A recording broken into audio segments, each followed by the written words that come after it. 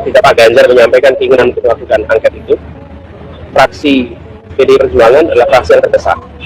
Kami yakin bahwa koalisi perubahan, Partai Nasdem, Partai PKB, Partai PKS akan siap untuk bersama-sama. Coba ini saya berbicara tanggal 10 bulan Januari tahun 2023 di Universitas Paramadina. Catat ya, tahun 2024 pasti ada yang menuding KPU itu curang. Catat ya, tahun 2024 pasti ada yang menuding KPU itu curang. Ini beda Ganjar yang dulu dan sekarang soal hasil hitung cepat quick count. Pertama saya ingin menyampaikan terima kasih kepada partai pengusung, pendukung, seluruh masyarakat dan relawan ya atas hasil quick count-nya. Tapi biasanya kalau quick count yang seperti ini kan ada yang nanti tidak setuju kan. Oh, jangan diklaim dulu lah kalau menang, tunggu real count. Maka saya ingin menyampaikan terima kasih. Ini artinya apakah nantinya Pak Ganjar akan mendeklarasikan secepatnya atau masih akan menunggu? Setidaknya deklarasinya ada 2 tahap. Tahap pertama adalah tahap di mana satu kemenangan berdasarkan quick count. Yang kedua adalah apa yang ada di real count nanti. Maka apapun namanya deklarasinya ada deklarasi quick count dan deklarasi real count. Ganjar yang sekarang nggak mengakui quick count. Tapi sekali lagi prinsip kita akan nunggu keputusan dari KPU. Pak, melihat hasil quick count yang satu putaran ini bagaimana Pak? Kenapa? Melihat hasil quick count satu putaran ini Pak. Kamu percaya nggak suara saya segitu? Iya. Percaya nggak? Calon Presiden nomor urut 3 Ganjar Pranowo terus mendorong adanya hak angket DPR untuk menyelidiki dugaan kecurangan pelaksanaan pemilu 2024. Catat ya, tahun 2024 pasti ada yang menuding KPU itu curang. Untuk soal mati Juwana Pak, mati Juwana yang mati mana Pak? Siap dipasangkan dengan PSI. Siap dipasangkan dengan PSI. Pasangan opo karo PSI? Capres Pak. Hah? Capres. Lu masa aku dipasangke karo PSI? PSI ki sapa? Ini kemenangan Prabowo Subianto dan Gibran. Jadi yang kalah nangis-nangis aja. Jangan pura-pura bahagia. Ditanya dubes Jepang, jawaban lengkap Prabowo buat merinding.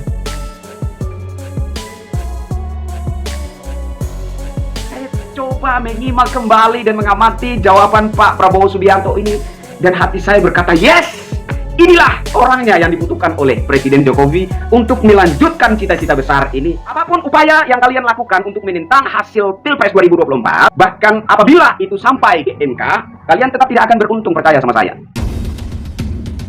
Rakyat Indonesia, masyarakat kecil belum mengerti makna kemerdekaan. Berkenan di hati Bapak.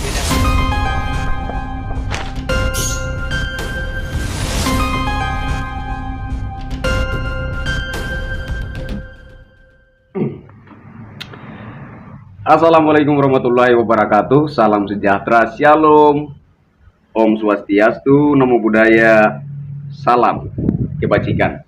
Ketemu lagi dengan saya Kristianto Yen Oni, salam NKRI. Saudara-saudaraku sebangsa setanah air, saya kembali mengamati videonya Pak Anies Baswedan ya.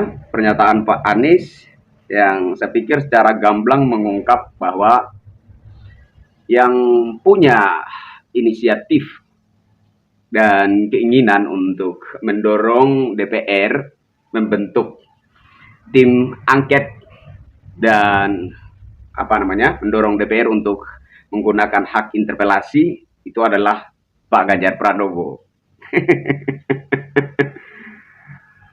Saya bingung dengan sikap Pak Ganjar Pranowo ya.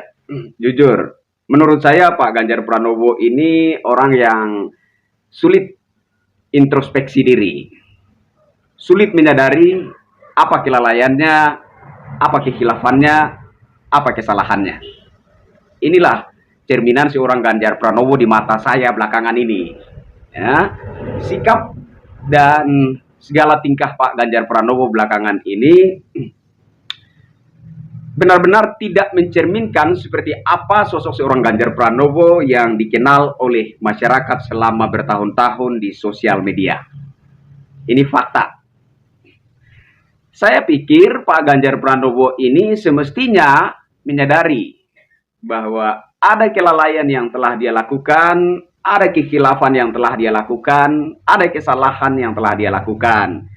Sehingga kemudian sikap yang menurut saya lebih tepat diambil oleh seorang Ganjar Pranowo adalah introspeksi. Kemudian membenahi apa yang sekiranya tidak benar. Ya, saya pikir sudah terlihat jelas, sudah ketahuan oleh masyarakat bahwa semua citra Ganjar Pranowo yang bertahun-tahun dikenal oleh masyarakat di sosial media hanyalah akting belaka. Hanyalah pencitraan semata. Saya pikir begitu. Karena jauh bertolak belakang dengan sikap dan tingkah Pak Ganjar Pranowo belakangan, apalagi setelah melihat hasil hitung cepat atau quick count yang dideklarasikan oleh para lembaga survei dan kemudian melihat hasil real count KPU yang hingga saat ini belum juga tuntas kalau nggak salah ya. Ya kan? Jadi menurut saya ada beberapa kesalahan Pak Ganjar Pranowo yang semestinya itu disadari dan kemudian introspeksi. Kesalahan yang pertama, Pak Ganjar Pranowo di podcastnya Abraham Samad. Di situ beliau mengatakan bahwa awalnya Presiden Jokowi mendukung beliau. Tapi kemudian Presiden Jokowi mengambil posisi netral. Dan kaget-kaget nampak kecondongan hati Presiden Jokowi mendukung Pak Prabowo Subianto. Nah, semestinya menurut saya Pak Ganjar Pranowo ini menyadari bahwa Presiden Jokowi punya cita-cita yang besar yang mestinya ada niat dari Pak Ganjar Pranowo untuk melanjutkan itu. Cita-cita yang besar salah satunya seperti hilirisasi ya. Hilirisasi ini merupakan satu cita-cita besar Presiden Jokowi. Nah, kenapa kemudian Presiden Jokowi awalnya mendukung Pak Ganjar Pranowo? Ya, saya pikir masyarakat luas juga melihat itu secara jelas. Karena Presiden Jokowi seringkali mengantar Pak Ganjar Pranowo ini ke tempat-tempat di daerah-daerah tertentu. Saya pikir jelas maksud dan tujuannya adalah untuk mengenalkan Ganjar Pranowo ini kepada masyarakat dan untuk memberi sinyal kepada masyarakat bahwa arah telunjuk Presiden Jokowi untuk calon pemimpin 2024 adalah Pak Ganjar Pranowo. Hanya saja Pak Ganjar Pranowo saya pikir mengerti, sebenarnya mengerti, tetapi tidak punya tidak punya dorongan hati untuk melanjutkan apa yang dicita-citakan oleh Presiden Jokowi yang saya kira juga merupakan cita-cita para leluhur bangsa, yaitu hilirisasi. Apakah para leluhur bangsa sudah membicarakan tentang hilirisasi? Tentu saja tidak. Ya, istilah hilirisasi baru muncul belakangan. Tetapi saya pikir tertuang dalam undang-undang bahwa segala hasil bumi ini harus dikelola untuk sebesar-besarnya kemakmuran rakyat. Itu adalah cita-cita para leluhur bangsa. Nah, ini yang kemudian disiasati oleh Presiden Jokowi dengan kebijakan hilirisasi. Dan saya yakin Pak Ganjar Pranowo tidak mendukung hilirisasi. Itulah sebabnya Presiden Jokowi kemudian berangsur-angsur bergeser dari Pak Ganjar Pranowo dan mendukung Pak Prabowo Subianto. Karena Pak Prabowo Subianto sangat setuju, mengapresiasi, bahkan sepaham dengan konsep pikiran Presiden Jokowi, yakni hilirisasi tersebut. Nah, saya pikir wajar saja kalau Pak Ganjar Pranowo ini tidak mendukung hilirisasi. Karena seperti yang pernah saya katakan bahwa Presiden Jokowi menolak disebut petugas partai. Presiden Jokowi bahkan dengan tegas, jangan lihat saya, jangan anggap saya bonekanya Ibu Megawati. Saya bukan bonekanya Ibu Megawati dan saya bukan petugas partai. Kalau dikatakan bonekanya rakyat, is okay, saya terima. Kalau dikatakan petugas rakyat, yes, saya terima. Tapi kalau dikatakan petugas partai, apalagi bonekanya Ibu Megawati, no, saya tidak terima itu. Nah, berbeda dengan Pak Ganjar Pranowo, beliau menerima label petugas partai yang menurut saya cukup membuat masyarakat mengerti bahwa Pak Ganjar Pranowo ini kemudian nanti akan menjadi bonekanya Ibu Megawati. Nah, Ibu Megawati ini tidak mendukung konsep hilirisasi. Wah, tahu dari mana? Ya, saya pikir kita melihat dari rekam jejaknya Ibu Megawati saja. Kalau kita coba melebar tentang Indosat yang dijual. Nah, saya pikir rekam jejak Ibu Megawati ini cukup memberi kita gambaran, cukup memberi kita pemahaman bahwa Ibu Megawati tidak mendukung konsep hilirisasi. Nah, kalau Pak Ganjar Pranowo ini kemudian menjadi petugas partai, otomatis dia akan menjadi bonekanya Ibu Megawati. Dan sudah pasti segala kebijakannya, programnya yang akan dieksekusi adalah menurut setiran Ibu Megawati. Jadi Ibu Megawati akan ngomong apa, dia ikut itu. Gitu. Apapun juga arahan dari Ibu Megawati, dia akan ikut itu. Artinya nanti Ganjar Pranowo ini seandainya menjadi pemimpin bangsa Indonesia, dia tidak akan punya kebijakan organik. Dia tidak akan punya prinsip sebagai seorang pemimpin negara. Melainkan segala kebijakannya akan mengikuti apa maunya emak banteng. Nah, inilah yang tidak disetujui oleh Presiden Jokowi. Nah, bagaimana dengan seorang Prabowo Subianto? Pak Prabowo Subianto ada sebuah jejak digital yang cukup langka ya. Ini jejak digital yang cukup langka. Saya belum melihat jejak digital ini menyebar viral di sosmed. Ketika Pak Prabowo Subianto ditanya oleh Dubes Jepang. Nanti sebentar saya tunjukkan videonya. Beliau ditanya oleh Dubes Jepang. Dan ketika menyimak pertanyaan dari Dubes Jepang ini, Pak Prabowo rileks, santai. Tidak merasa bahwa Dubes Jepang ini harus diberikan satu penghormatan yang lebay, ya. Jadi beliau santai saja. Jadi menurut saya Pak Prabowo ini punya mental bos. Mental bos dalam artian bahwa negara kita ini negara yang kaya raya dan bangsa Indonesia ini harus memiliki mental bos. Seperti dikata tongkat kayu dan batu saja jadi tanaman. Kita punya kekayaan alam yang luar biasa. Tetapi selama ini menurut pemahaman Pak Prabowo yang saya juga setuju bahwa Indonesia sejauh ini rakyatnya masih mental kacung, mental pembantu. Nah, padahal Indonesia ini kaya raya punya berbagai jenis kekayaan alam. Lanjut lagi cerita tadi, Pak Prabowo sambil duduk menyimak apa yang ingin ditanyakan oleh Dubes Jepang ini. Dubes Jepang ini menanyakan, Pak Prabowo, Indonesia mendukung perdagangan bebas, perdagangan global. Nah, sementara di sisi lain Indonesia punya satu kebijakan yaitu hilirisasi. Nah, ini tidak sinkron. Indonesia mendukung perdagangan global, di sisi lain punya kebijakan untuk hilirisasi. Kebijakan hilirisasi ini jelas tidak mendukung perdagangan global. Nah, kalau Anda jadi pemimpin bangsa ini, apa kemudian kebijakan yang akan Anda lakukan untuk membuat ini menjadi sinkron antara konsep hilirisasi dan perdagangan global ini? Kira-kira seperti itu pertanyaan dari Dubes Jepang ini. Dan Pak Prabowo menjawab dengan satu jawaban yang cukup sederhana, logik, dan menurut saya itu sangat luar biasa. Jawaban yang jawaban yang sungguh sempurna gitu ya. Pak Prabowo mengatakan, yes, kami mendukung perdagangan global. Tetapi menurut saya, perdagangan global itu juga harus melibatkan atau tidak mengabaikan unsur keadilan. Kira-kira seperti itu maksud Pak Prabowo. Nah, Anda lihat kami ini negara kaya. Kami punya banyak kekayaan alam.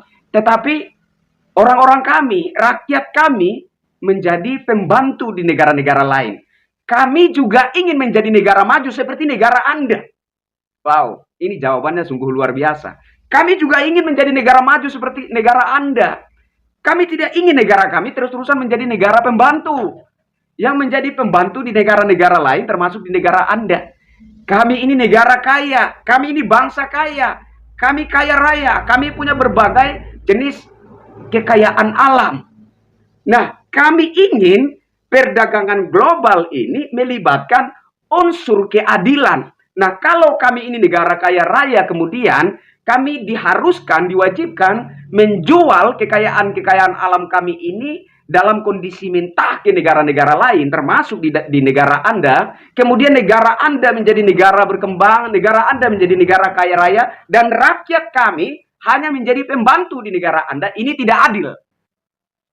Saya coba menyimak kembali dan mengamati jawaban Pak Prabowo Subianto ini, dan hati saya berkata, yes, inilah orangnya yang dibutuhkan oleh Presiden Jokowi untuk melanjutkan cita-cita besar ini, yakni hilirisasi.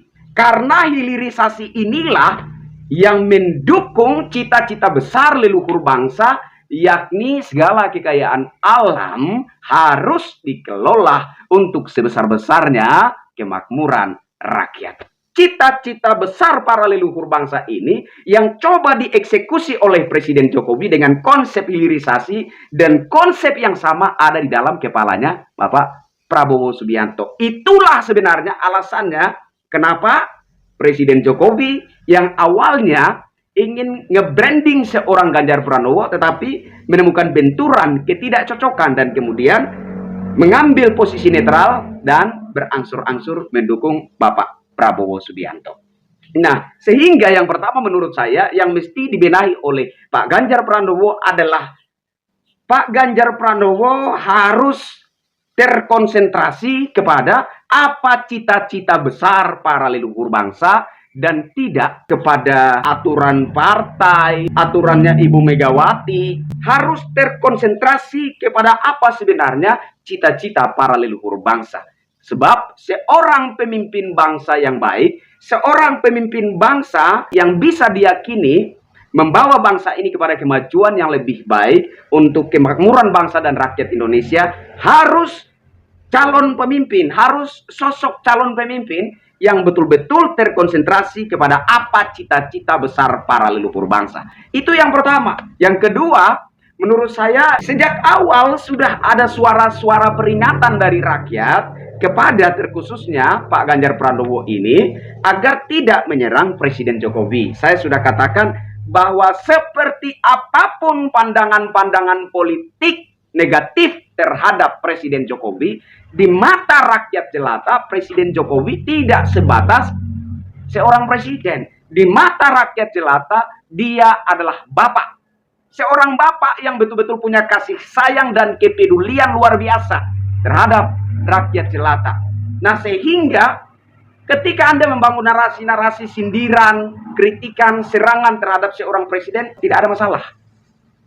Tapi ketika Anda membangun narasi-narasi sindiran, kritikan terhadap sosok seorang pemimpin bangsa yang di mata rakyat jelata dia adalah bapak, itu menjadi masalah. Nah, bahkan Pak Ganjar Pranowo tanpa malu-malu merasa diri lebih baik dari Presiden Jokowi. Ini kemudian menimbulkan tanda tanya di hati rakyat. Lu udah buat apa untuk bangsa ini? Lu udah buat apa untuk kami? Sampai-sampai lu merasa lebih baik dari Presiden Jokowi. Ini kemudian menjadi tanda tanya di hati rakyat. Dan wajar saja kemudian timbul sentimen negatif di hati rakyat terhadap Pak Ganjar Pranowo. Timbul rasa antipati di hati rakyat untuk Pak Ganjar Pranowo. Mungkin rakyat diam saja. Tetapi diam-diam rakyat memendam satu niat untuk meluapkan segala sentimen negatif itu, rasa kecewa itu di bilik suara Pilpres 2024. Jadi saya pikir situasi politik belakangan, hasil Pilpres versi quick count maupun versi real count adalah satu hasil yang sangat wajar. Karena sesuai dengan harapan kebanyakan rakyat Indonesia. Tidak semua, yes memang ada pihak oposisi, ada pihak kritikus dan lain sebagainya. Tapi kita bicara realita di masyarakat, bahwa masyarakat mencintai Presiden Jokowi. Dan masyarakat akan tersentil, akan tersinggung, akan kecewa, akan luka hatinya ketika ada pihak atau oknum tertentu yang mencoba membangun narasi-narasi pandangan negatif terhadap Presiden Jokowi. Ini yang perlu dikoreksi oleh Pak Ganjar Pranowo dan kemudian benahilah. Kalau Pak Ganjar Pranowo ini masih memiliki niat untuk nantinya ke depan akan maju sebagai calon pemimpin bangsa, agar tidak membuat rakyat itu antipati, agar membuat rakyat itu mungkin akan tertarik untuk memilih Pak Ganjar Pranowo. Saya pikir begitu. Yang berikut, sifat jumawanya seorang Ganjar Pranowo. Pak Ganjar Pranowo ini seperti kata Pak Rocky Gerung, congkak.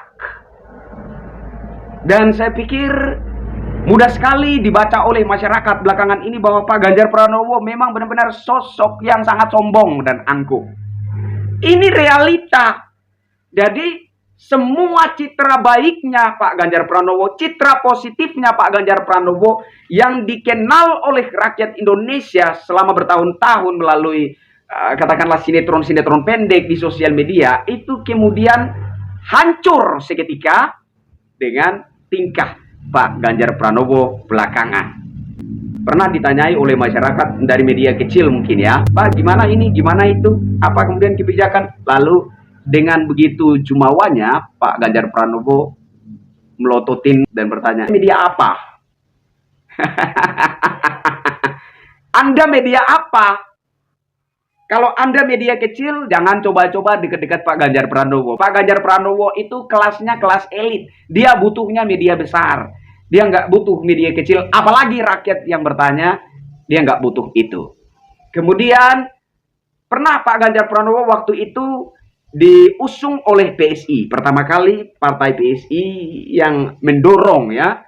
Partai PSI kalau dilihat dari kekuatan parlemen kan tidak punya apa ya, tidak masuk akal lah, tidak masuk akal untuk mengusung Pak Ganjar Pranowo. Tapi menurut saya ini merupakan satu bentuk dorongan positif yang datang dari partai PSI terhadap Pak Ganjar Pranowo. Tapi Pak Ganjar Pranowo dengan begitu angkuhnya mempertanyakan, PSI itu sopo? Masa saya dipasangkan dengan PSI? Ini bukti kesombongan Pak Ganjar Pranowo yang mesti dikoreksi.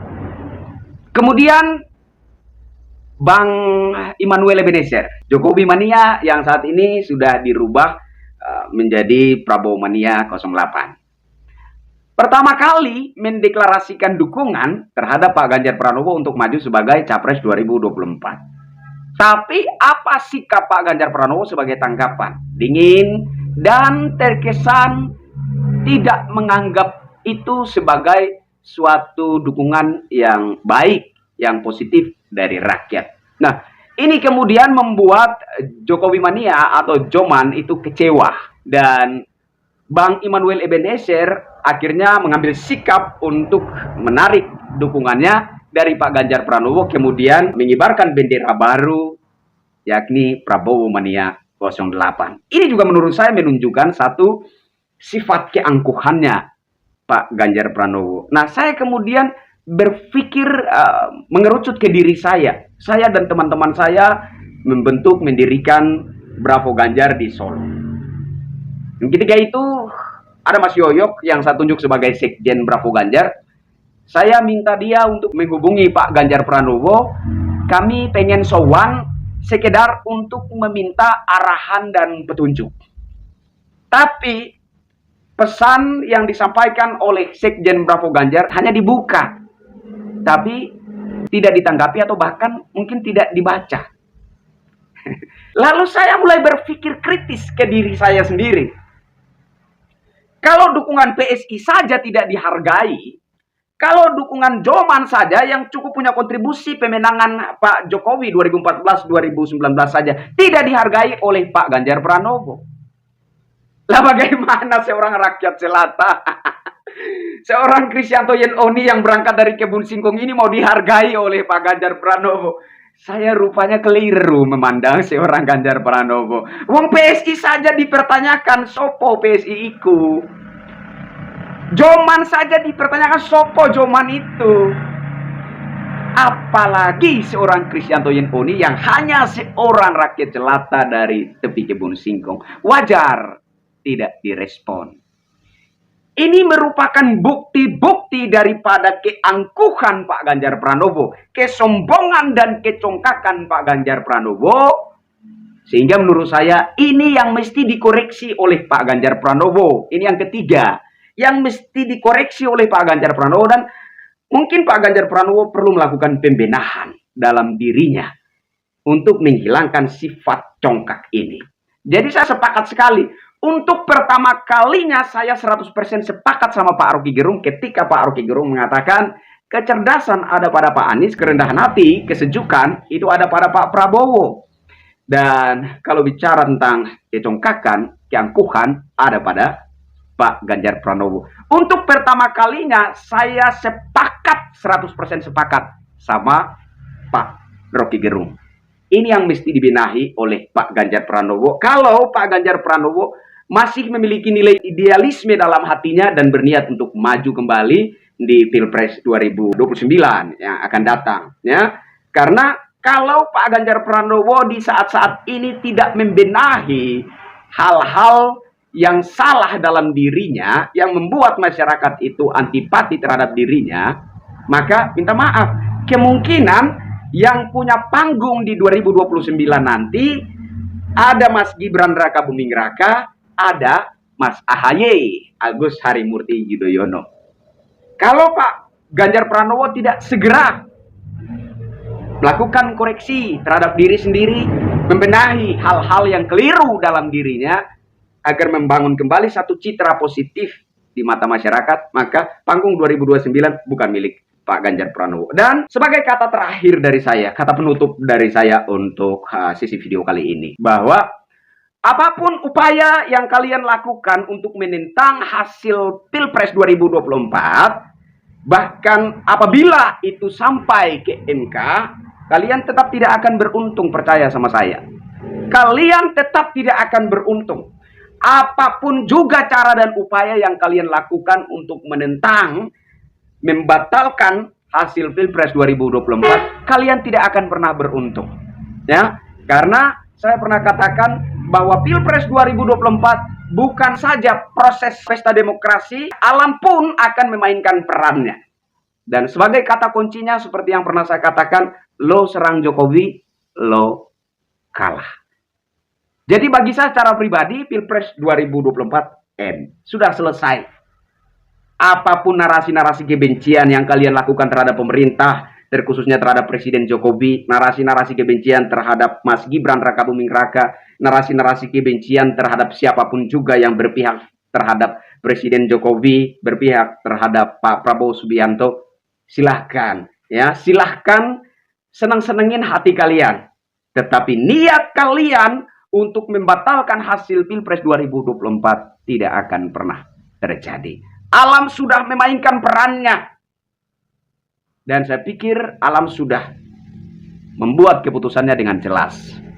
Lo serang Jokowi, lo kalah. Yang kuasa berpihak kepadanya, alam berpihak kepadanya, rakyat berpihak kepadanya. Pertanyaan saya, lo punya siapa untuk mengalahkannya? Saya Kristianto Yenoni. Sampai ketemu lagi dengan saya di tayangan berikutnya. Wassalamualaikum warahmatullahi wabarakatuh. Salam sejahtera. Shalom. Om Santi Santi, Santi Om, Namo Buddhaya. Salam Kebajikan. Salam NKRI.